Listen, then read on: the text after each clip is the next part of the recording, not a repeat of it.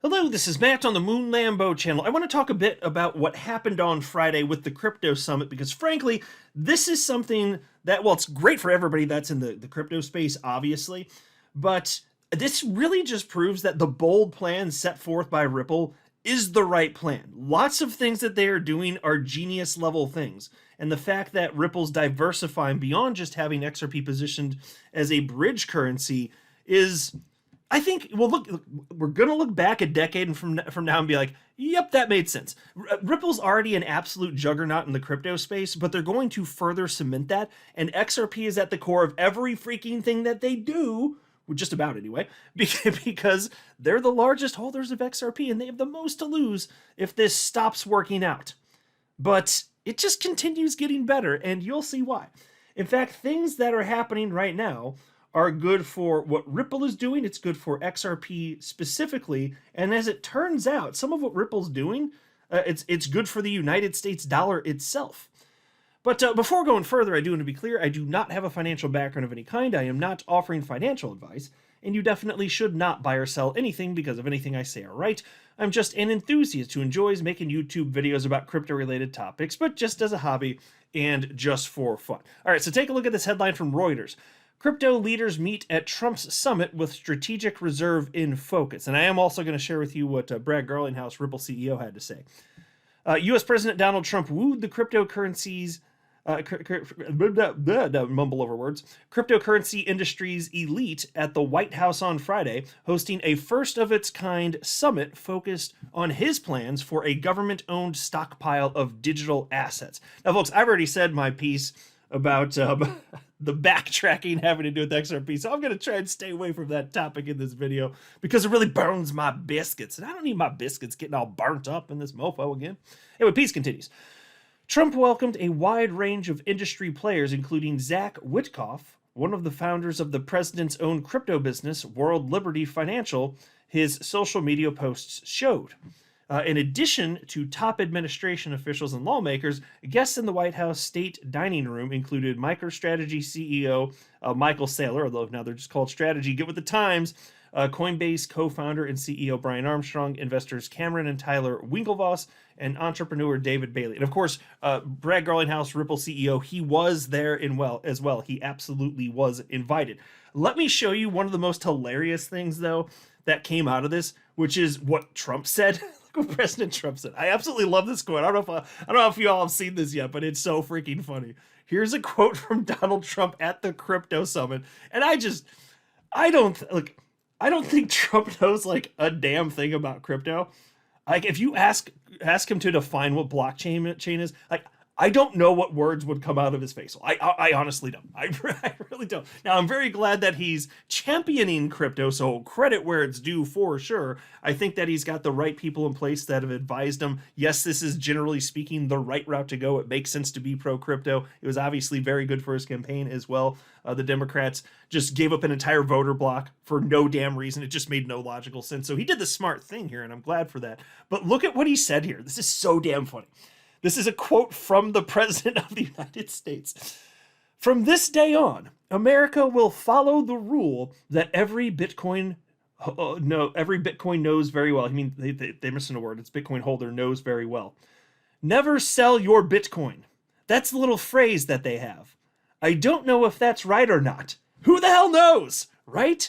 Who knows? Who knows? But so far, it's been right. And, well, let's keep it that way. End quote. You gotta be kidding me. What a vote of confidence. The Bitcoin holders, like, they never sell your Bitcoin. And so that's a little phrase that they have. This is the quote again. That's a little phrase that they have. I don't know if that's right or not. Who the hell knows, right? Who knows? Who knows? But so far it's been right. And, well, let's keep it that way. He just signed a freaking executive order to create a strategic Bitcoin reserve, and he's like, who the hell knows? I'm like, this is real life, folks. Welcome to the party. I think it's freaking hilarious. And somebody made this cartoon here with Trump saying effectively that. There's Michael Saylor face palming next to him. Look at this. So this Trump cartoon says, never sell your Bitcoin. That's the little phrase they have. I don't know if that's right or not. Who the hell knows? Oh, it's too funny not to share. Here's what Brad Garlinghouse, Ripple CEO, had to say about this, though. Some weeks feel like months in crypto. This was one of them. From the White House Crypto Summit to the CFTC CEO Roundtable and the sheer amount of news announced, hooray for National Crypto Association. By the way, so I launched or announced the launch of National Crypto Association, and Ripple's funding them and had a helping hand there. Stuart Alderati, by the way, who is their chief legal officer at Ripple, he is the president of National Crypto Association in addition to his responsibilities as chief legal officer at Ripple. Anyway, Brad continues. There's been a lot of talk about what this White House has and will prioritize with their crypto agenda. Most importantly, regulatory clarity through congressional action, as well as a Bitcoin reserve and crypto stockpile, support for stablecoin innovation backed by U.S. treasuries, and more. But wait, there's more, folks. I was extremely pleased to see the incredible support from this administration. It's easy to get lost in some of the maxi-induced noise, but there's so much more to this industry than the infighting and one coin versus another time-wasting rhetoric. Okay, so I'll pause to note, and I'm really glad that he said that after this event, because there were a lot of Bitcoin maximalists at this event. There were a ton of them. There were also XRP haters. What was that stupid guy's name? I don't know if he's mentioned. I think he is mentioned it. I think he's probably in this article. It's Kyle Samani. I remember it now. There's somebody, this dipshit, years ago, he predicted, and this could have been like, I don't know, 2019, 2020. It was back in the day. This guy who's running a crypto fund, some sort of hedge fund type of situation. I'm just pulling from memory. It was like Multi-Coin Capital, I think was the name of the firm. And he predicted that XRP was effectively going to go to zero. He also claimed that it was a security. That didn't age well, that assertion. Although the SEC did attack us, they lost before the Trump administration had came in and saved the entire crypto space. But he was one of the guys there. That's just an XRP hater. And then on top of that, there are just tons of maximalists there, like Michael Saylor, for example. Anyway, Brad continues though. And it's just nice to see some pushback. But he said, we will, as we've always done, continue to champion the need for a level playing field. And it was great to hear others in the room echo this as well. And for the industry to come together to move much needed legislation forward in the United States. And then he goes on to thank some people here. And so I just there's a number of things I want to highlight. First, I got to mention this. So look at this headline. Michael Saylor pushes U.S. government to purchase up to 25% of Bitcoin supply. So again, strategy founder here, Michael Saylor, he was at this summit here, and he thinks that the United States should hold a quarter of all Bitcoin that will ever exist. 1/4. That's correct. Take a look at this. Strategy founder Michael Saylor has proposed that the United States government acquire up to 25% of Bitcoin's total supply over the next decade for its strategic Bitcoin reserve. And take a look at this quote from him. Acquire 5 to 25% of the Bitcoin network in trust for the nation through consistent programmatic daily purchases between 2025 and 2035, when 99% of all Bitcoin will have been issued. That's what he stated. Now, this is fascinating because Bitcoin maxis are cheering for this. They're all for it.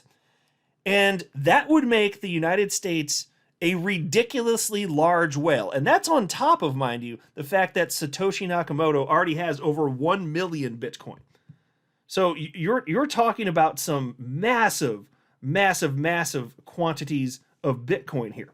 Now, the reason I'm mentioning this is to highlight the hypocrisy of these idiot sticks, because they are bitching up a storm about Ripple holding a little over 40% of the total supply of XRP today. And Ripple is decreasing the quantity of XRP that they're holding. So if you imagine another decade out, they're talking about, Michael Saylor's talking about 2035. I don't know how much XRP Ripple will be holding then, but it could be less than 25%. So then you're talking about Ripple having less than this potential whale the United States would have?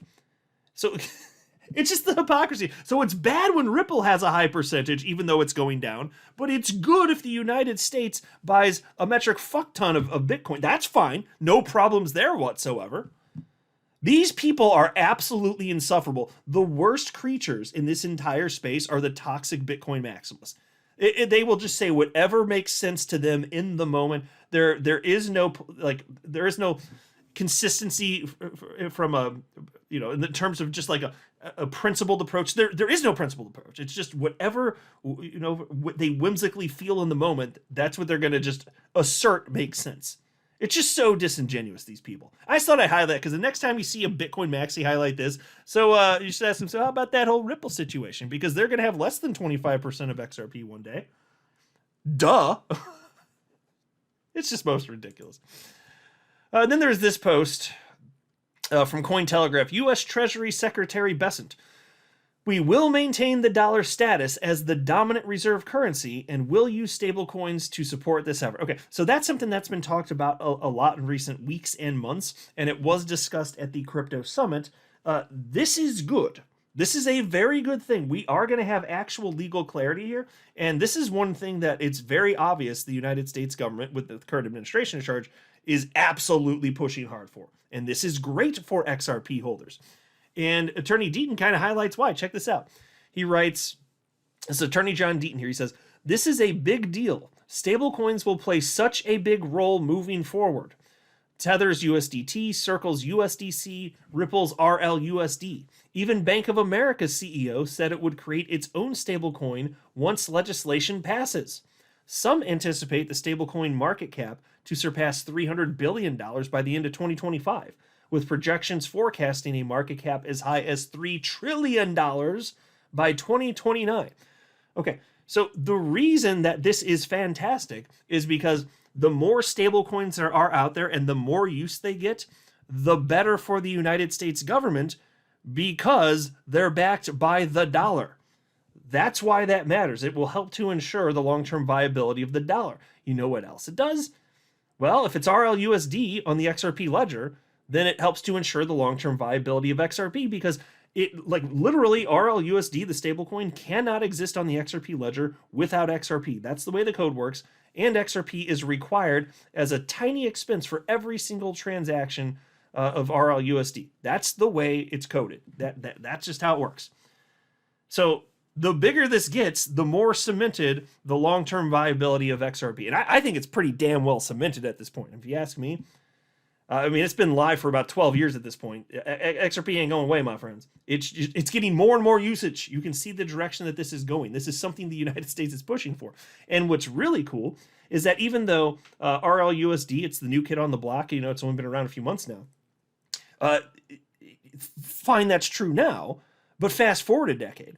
Because Ripple was in a rare position to actually be able to jump in as one of the juggernauts in the crypto space and actually make this thing work. They've got all the connections and everything necessary and the veritable war chest of funds to make this work.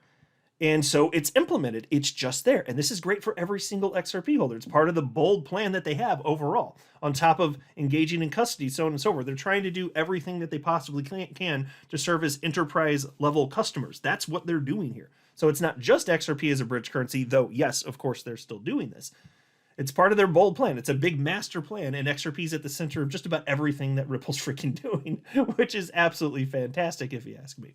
But the stablecoin market's going to be huge, and there are only a few notable players in 2025. I know there are a lot of stablecoins. I'm just saying, in terms of notable players, not a ton, which is why you can still jump in right now and make a name for yourself and end up being wildly adopted over a span of years and imagine a decade or two out. Now, if you try and do this like 10 or 20 years from now and start up, that would be a lot harder. But if you're doing it now when there's less competition for this, and if you're a juggernaut like Ripple, yeah, you can actually pull this off. Just don't screw it up. But it is indeed coming. So I just think it's the coolest damn thing on the planet. We're just here early. So congratulations, kudos to you for paying attention and picking a freaking winner. I'm not a financial advisor. You should not buy or sell anything because of anything I say or write. That would be a very, very, very bad idea. Until next time, to the moon, Lambo.